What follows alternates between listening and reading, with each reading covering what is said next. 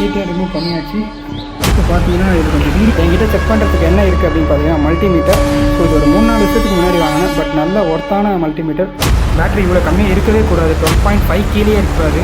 So இது ரொம்ப கம்மியாக காமிக்குது. இதுதான் சார்ஜர். பேட்டரி டெர்மினல்ஸ் கனெக்ட் ஆகிருக்கு. ஸோ இது ரீடிங் எவ்வளோ இருக்குது அப்படின்னு பாருங்கள். ஷோ பண்ணுறேன். ஆல்மோஸ்ட் 13.15 அபோவ் வருது.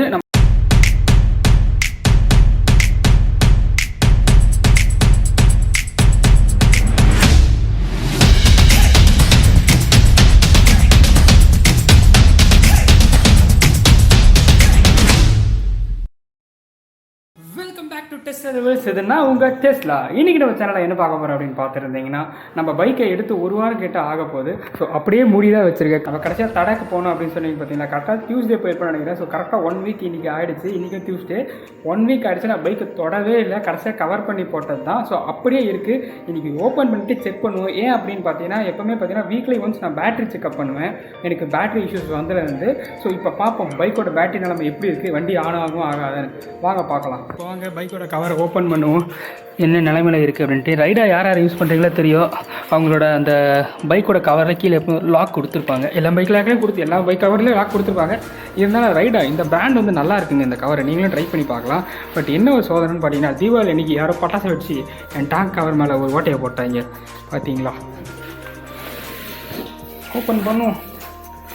கடைசியாக இந்த மழைலாம் வந்தது தெரியுங்க. பார்த்தீங்களா? சென்னையை தன் வெள்ளத்தில் முழுகிச்ச ஒரு 2 நாள் முன்னாடி.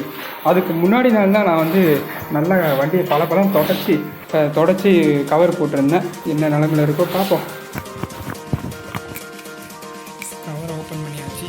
ஸோ நான் எப்படி கடைசியாக தொடச்சி பலன்னு வச்சுருந்தேனோ அதே மாதிரி தான் இருக்குது பைக்கு.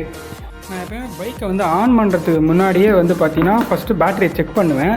ஸோ அதுக்கு நம்ம பேட்டரி அந்த சீட்டை தூக்கினா தான் நம்மளுக்கு பேட்டரி ஆக்சஸ் பண்ண முடியும். சீட்டையும் ரிமூவ் பண்ணியாச்சு. இப்போ பார்த்தீங்கன்னா இதில் கொஞ்சம் ரீடிங்ஸ் கொடுத்துருக்காங்க. பார்த்தீங்களா? பேட்ரி வந்து லெஸ் தென் 12.4க்கு கீழே இருக்கக்கூடாது அப்படின்னு சொல்லிட்டு. ஸோ நம்ம பேட்ரி செக் பண்ணுவோம். முதல்ல இக்னிஷனை ஆன் பண்ணாமல் செக் பண்ணுவோம்.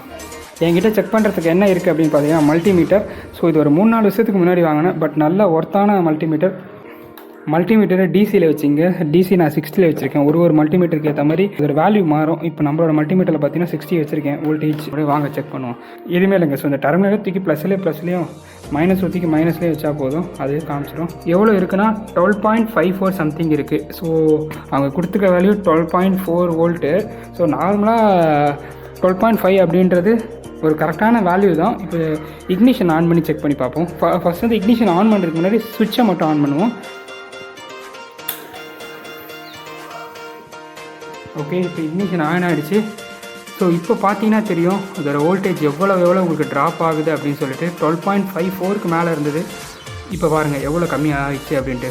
ஆல்மோஸ்ட் 12.10 கிட்டே வந்துடுச்சு. இப்போ தான் மெயின் மேட்ரே இருக்குது, இக்னிஷன் ஆன் ஆகுமா ஆகாதா.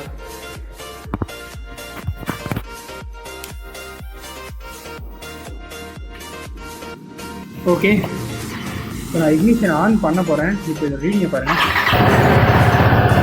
வண்டி ஸ்டார்ட் ஆகிடுச்சு. ஒரு கிலோமீட்டர் ஸ்டார்ட் ஆகிடுச்சு. இப்போ வேல்யூ பாருங்கள். இப்போ பார்த்தீங்கன்னா இக்னிஷன் ஸ்டார்ட் பண்ணியாச்சு. அப்புறம் இன்ஜினாக ரன் ஆகிட்டு இருக்குது. அதோட பவர் பாருங்கள் 14.36. இது வந்து இன்ஜின்லேருந்து பவர் ப்ரொடியூஸ் ஆகி பேட்டரிக்கு சார்ஜ் ஏறுது. ஸோ 14.36 சம்திங் போயிட்டுருக்கு. ஸோ இது வரைக்கும் பேட்டரியோட நிலமை நல்லா தான் இருக்குது. இப்போ இக்னிஷன் ஆஃப் பண்ணிட்டு செக் பண்ணி பார்ப்போம். இப்போ இக்னிஷன் ஆஃப் பண்ணியாச்சு. 12.72 சம்திங் இருக்குது. திருப்பி இக்னிஷன் ஆன் பண்ணுவோம். 12.36. ஸோ இது பேட்ரி லெவல் வந்து கம்மியாக தான் காமிக்குது. 12.34 இதெல்லாம் வந்து கரெக்டான ஆவரேஜே கிடையாது. வெயிட் பண்ணுங்கள். பேட்ரி இவ்வளோ கம்மியாக இருக்கவே கூடாது, 12.5 கீழே இருக்கக்கூடாது. ஸோ இது ரொம்ப கம்மியாக காமிக்குது. அகைன் நான் இக்னிஷன் ஆன் பண்ணுறேன். இந்த மாதிரி 12.5க்கு கீழே இருந்தாலே வண்டி வந்து ஒரு 3லேருந்து 4 பல்ஸ் வரைக்கும் தான் தாங்கும். அதுக்கப்புறம் நீங்கள் வண்டியை ரன் பண்ணியிருந்தீங்கன்னா பரவாயில்ல. ஸோ இப்போ பார்ப்போம். ஒரு 10 கிலோமீட்டர் ரன் பண்ணிங்கன்னா அது சார்ஜ் ஏறிடும்.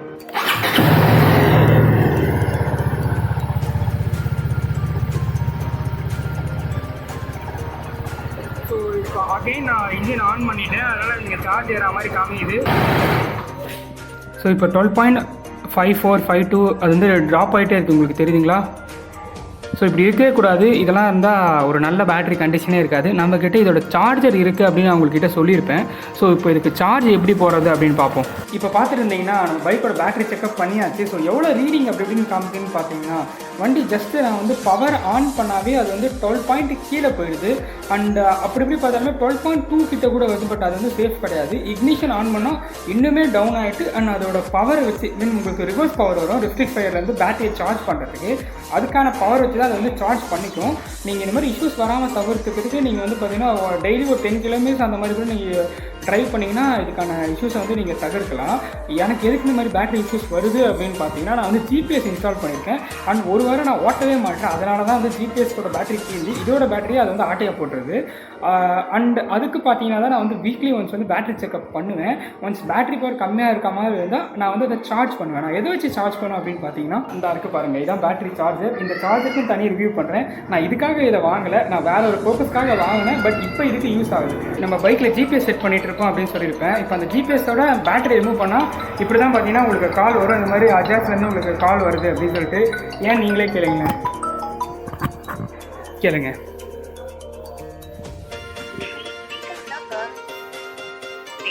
N12AQ610.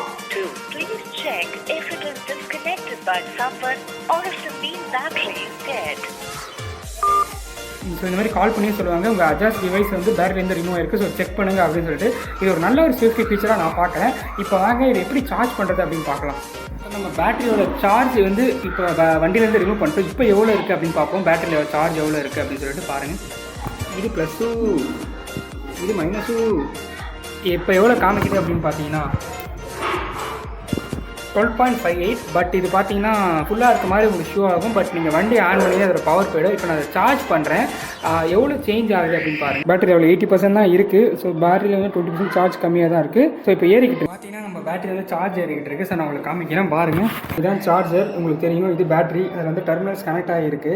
ஸோ இதில் இப்போதைக்கு எவ்வளோ சார்ஜ் ஏறி இருக்குன்னா ஃபஸ்ட் நான் கனெக்ட் பண்ண சொல்ல 80% சார்ஜ் இருந்திருக்கு, 20% இல்லை.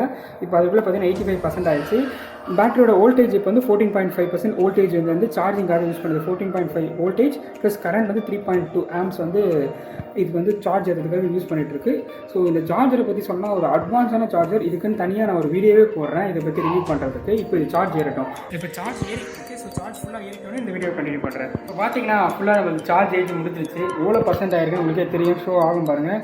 ஸோ வோல்டேஜ் வந்து இப்போ பேட்டரியில் இருக்குது 13.7 ஷோ ஆகுது. அதோட பேட்டரி வந்து சார்ஜரை போட்டு சார்ஜ் பண்ணியாச்சு. பேட்டரியும் ஃபுல்லாகிடுச்சு. ஆல்மோஸ்ட் எவ்வளோ ஆயிடுச்சுன்னா 20% ஏறதுக்கு ஒரு 10 மினிட்ஸ் வந்து 12 மினிட்ஸ்க்குள்ளேயே இது வந்து பேட்டரி ஃபுல்லாகிடுச்சு. இப்போ நம்ம அசம்பிள் பண்ணிவிட்டு அதோட பேட்டரி வோல்டேஜை செட் பண்ணுவோம். ஸோ அது ரீடிங் எவ்வளோ இருக்குது அப்படின்னு பாருங்கள், நான் ஷோ பண்ணுறேன். ஆல்மோஸ்ட் 13.15 அபோவ் வருது. நம்ம சார்ஜ் போடுறதுக்கு முன்னாடி 12.5 சம்திங் அதுக்குள்ளே தான் இருந்திருக்கு. பட் இதான் இப்போ நம்ம பார்க்குறோம் பார்த்தீங்களா, இதான் வந்து பேட்டரியோட ஃபுல் சார்ஜ் கெப்பாசிட்டிக்குள்ளே தான் இருக்கும். இப்போ அசம்பிள் பண்ணிவிட்டு வண்டி ஆன் பண்ணிவிட்டு அதில் எவ்வளோ சார்ஜ் காமிக்குது அப்படின்னு பார்ப்போம். இப்போ நம்ம பேட்டரி வந்து அட்ஜஸ்ட் கூட கனெக்ட் பண்ண நம்ம பைக்லேயும் கனெக்ட் பண்ணிட்டோம். ஸோ இப்போ எவ்வளோ ரீடிங் காமிக்குது அப்படின்னு பாருங்கள். ரீடிங் பார்த்தீங்கன்னா 12.88 சம்திங் ஷோ ஆகுது. மேபி அது வந்து இப்போ டிஸ்சார்ஜ் ஆக ஆரம்பிச்சிருக்கு. ஏன்னு பார்த்தீங்கன்னா நம்ம அட்ஜாஸ்டை கனெக்ட் பண்ணிட்டோம். அட்ஜாஸ்க்கு இப்போ பவர் தேவைப்படும். ஸோ அட்ஜாஸ்ட் எடுத்துக்கிட்டு இருக்குது. இப்போ நம்ம பைக் இக்னிஷன் ஆன் பண்ணணும். அப்புறம் எவ்வளோ பவர் வந்து கன்சியூம் பண்ணுது அப்படின்னு பார்ப்போம். ஸோ இப்போ நான் ஜஸ்ட் வண்டியை தான் ஆன் பண்ணியிருக்கேன். இப்போ எவ்வளோ ரீடிங் காமிக்குதுன்னு பார்ப்போம். ஜஸ்ட் இப்போ பார்த்தீங்கன்னா பவர் மட்டும் ஆன் பண்ணியிருக்கேன். இப்போ எவ்வளோ ரீடிங் காமிக்குது அப்படின்னு பார்த்தீங்கன்னா 12.46 அப்படி காமிக்குது. ஸோ ஸ்டார்டிங்கில் காமிச்ச மாதிரி தான் காமிக்குது. இப்போ பாருங்கள்.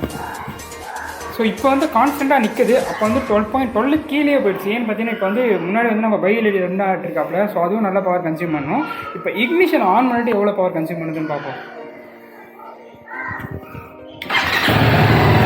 இப்போ நம்ம இக்னிஷன் ஆன் பண்ணிட்டோம். இப்போ எவ்வளோ பவர் கன்சியூம் பண்ணுதுன்னு பார்ப்போம்.